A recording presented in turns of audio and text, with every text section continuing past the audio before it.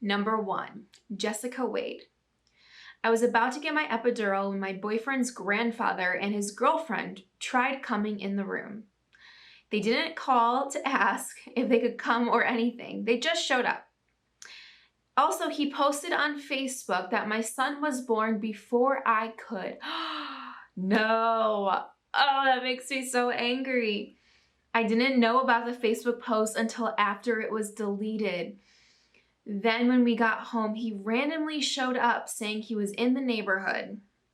We live in a dead-end street in a country 45 minutes from where he lives. He was not just in the neighborhood. Okay, so I could kind of get like a family member saying like, oh, I was just in the neighborhood wanting to stop by. I can kind of get it, but it's still not right. It's still crossing a boundary. But can we start at the beginning? Just trying to come in during an epidural, not asking, not making sure it's okay. And on top of that, not just the grandfather, but the grandfather's girlfriend. What?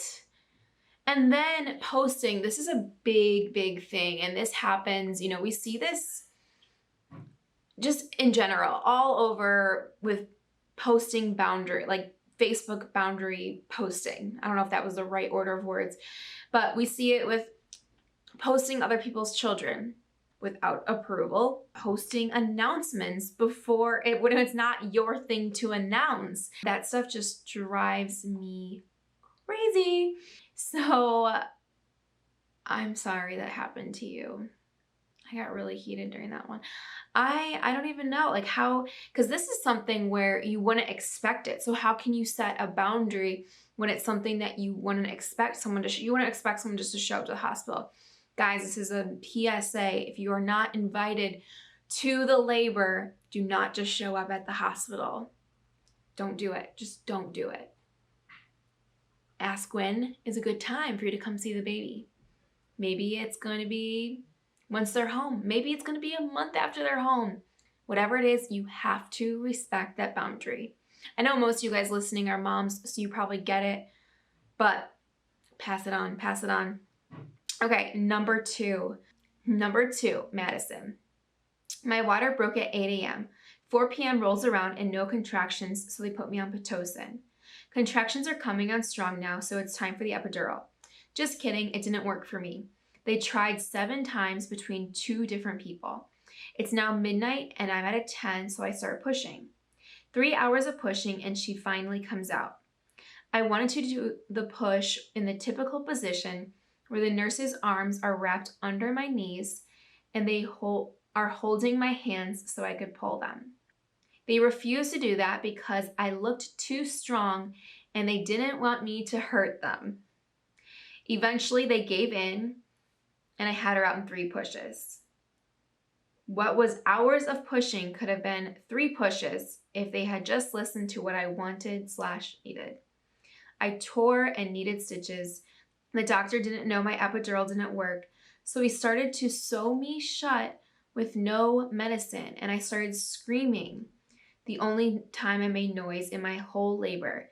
It hurt so bad, almost worse than the labor. 7 stitches total. Oh my gosh. So I guess I wouldn't call that a hospital visitor story since they're not visitors, but that is a hospital horror story for sure. That, I mean, first of all, them not respecting what you want in your birth, something that you specifically asked for. And we hear these stories a lot, so that's really disappointing to hear. And then for them to start stitching you without being numbed. And this goes to show, like, you know your body best. You knew what you needed at that time, and you're like, no, I need this other position, and I'm gonna get her right out. And sure enough. Okay, number 3, anonymous. My mother-in-law announced my baby's birth before me. No, not again. She took pictures at the hospital and sent them to everyone she knows. I asked her not to post about it, but somehow sending it privately is different. She didn't send us the pictures. Oh my gosh. I had someone on Instagram recently message us and say something very similar where the mother-in-law took pictures of her like right after labor and posted it and like shared it. not ever seeing the picture, but until like way later and being like, I did not want that picture going out. Just don't announce people's things if it's not yours to announce. If it's only if it's you and it's happening to you. It's not, no, my grandbaby was born. No, it's they need to announce it first. It's so angry. Number 4, Maria. I was breastfeeding my little one under a blanket because my ex's family didn't get the hint that I wanted them out. I'm shy and it was my first time nursing and I didn't want to flash his grandpa. LOL. Well, his family finally decided to leave and lifted up my blanket to say bye to the baby. I was fuming. So you're just over here breastfeeding and they're like, okay, bye. It's cute. What do you think? I'm just holding him under a blanket for my health? What do you even say in that moment? Like, excuse me, do you mind? You want to just like lift up someone's clothing? Oh my gosh. Number 5, Nisi. My dad's girlfriend at the time came to the hospital to visit me before giving birth and told me to strap in because birth is no joke. All right, I'm going to stop right there. Oh, there's so much more. Don't tell someone, unless they're specifically asking you, like, what can I expect? Or what was it like for you? Or blah, blah, blah. Don't start giving them, like, what it was like for you and saying, like, oh, it was horrible, and giving these horrible horror stories about your own birth. That's not cool. Okay, continue. Strap in because giving birth is no joke. It hurts like hell, so get prepared. Mind you, I was already nervous because I was getting induced at 34 weeks. I just got off a 24-hour infusion to lower my blood pressure and wasn't able to eat that whole time. And I had a mean nurse at the time, so I was already very stressed out. Needless to say, I asked them to leave after she said that. Yeah, I would too. It's already such a stressful situation. Don't go in and tell a mom, like, okay, this is gonna suck. Like, how about some positive encouragement, reinforcement, kind words, see how you can support the mom in labor. It seems like common sense, but it seems like it's not for a lot of people. Okay, number 6, Kristen. My firstborn, pre-pandemic, my mom, who didn't come out for the birth, announced his birth on social media. What is with announcing birth on social media before the mom? And she didn't even come out for the birth, so she wasn't even there. Okay, I'm gonna continue. Okay, deep breaths. Okay. My firstborn pre-pandemic, my mom, who didn't even come out for the birth, announced his birth on social media before me with a photo she screenshotted off our video chat. Oh my gosh. And after pushing 6 hours, my husband's entire side of the family came to visit all at once. No, thank you. His brothers, aunts and uncles, grandma, grandpa, everyone. Just everyone, get in here, come on.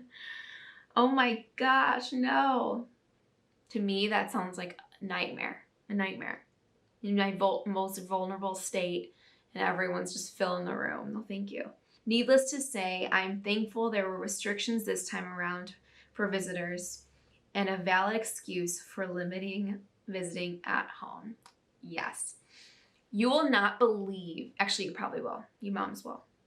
You will not believe the number of people I've heard that were so grateful for COVID restrictions. Yes, the extreme ones that, you could only bring in, like, or some hospitals wouldn't even let husbands come in or partners come in. I think that was a bit extreme, but ones, were beyond that, like no visitors. A lot of those moms said that was a blessing in disguise. At first it seemed scary, but then they got this really nice time with just their baby and their partner that maybe otherwise would have been overshined by family coming in right away or stressing them out. I've heard this by so many, countless moms that have said was really nice.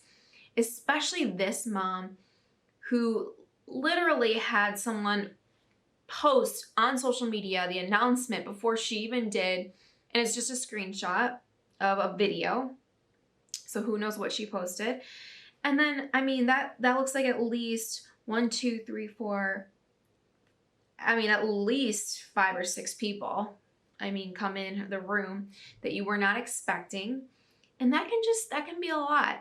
And I think it's really hard for, I mean, women in general tend to be a little bit more people pleasers, you know? And so when it comes to that point, then it's hard to have these boundaries and say like, wait a second, I don't feel comfortable with all these people coming in the room. Yes, I love you guys.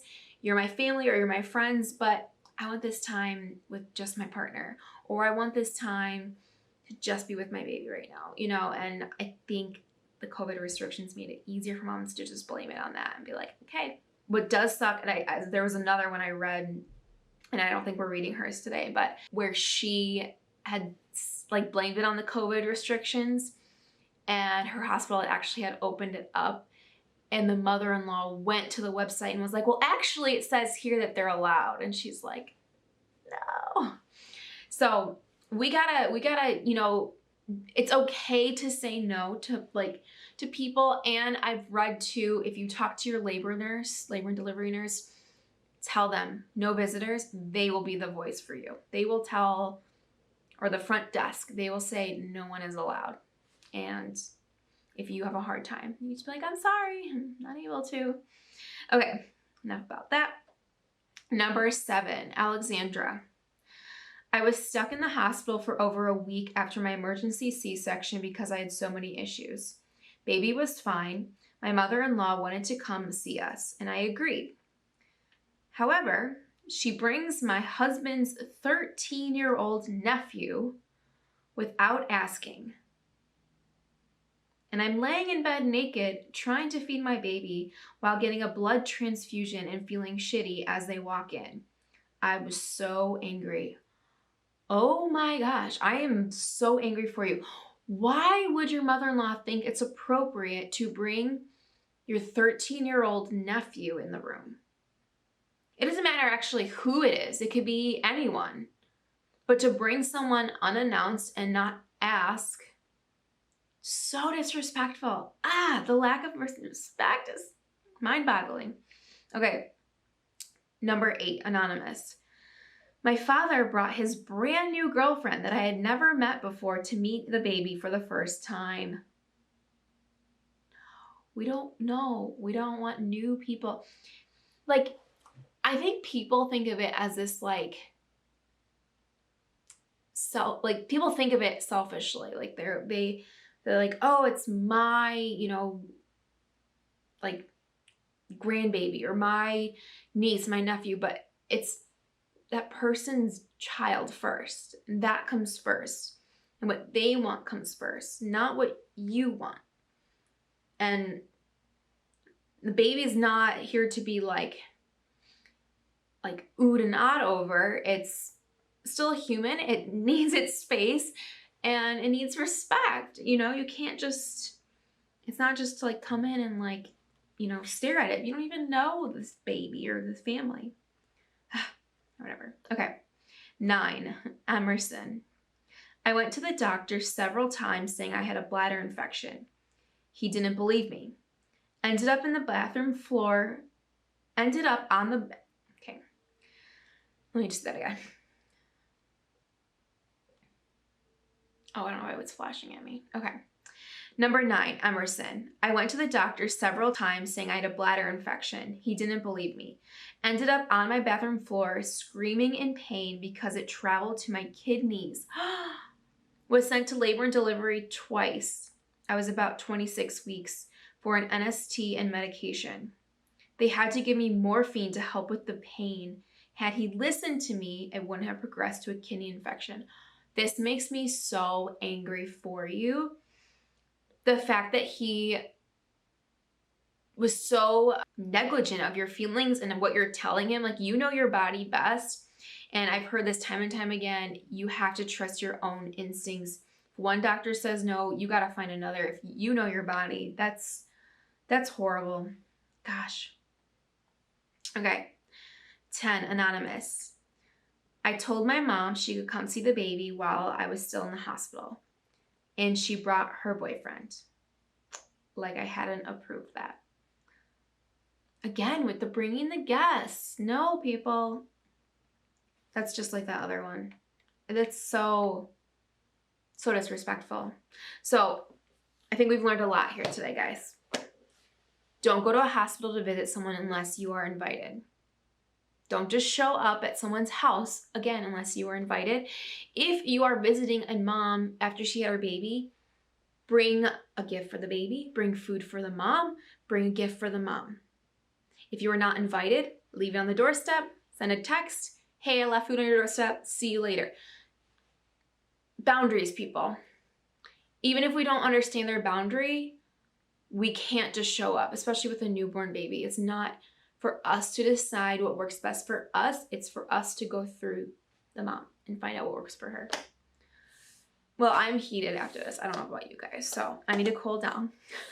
Thank you everyone for sharing your hospital visitor horror stories. There were lots. So if you have more you want to share them on our Facebook page, our Instagram page, our Facebook group, and we can just share and get heated together and see how we can make a change and help people understand boundaries a little bit better. And a boundary is not a rude thing. It is protecting you. So if you're currently pregnant and you're like, this is actually what I picture for my birth. I don't want anyone there, or I don't want any visitors at home after. You have the right to those boundaries. You have every right. Don't believe what people tell you if they're like, oh, but I have to come, or just letting them show up. No, you have a right to your boundaries. That's all I'm going to say. I think I'm making this way too long. All right, thanks for tuning in, guys, and I'll see you next week.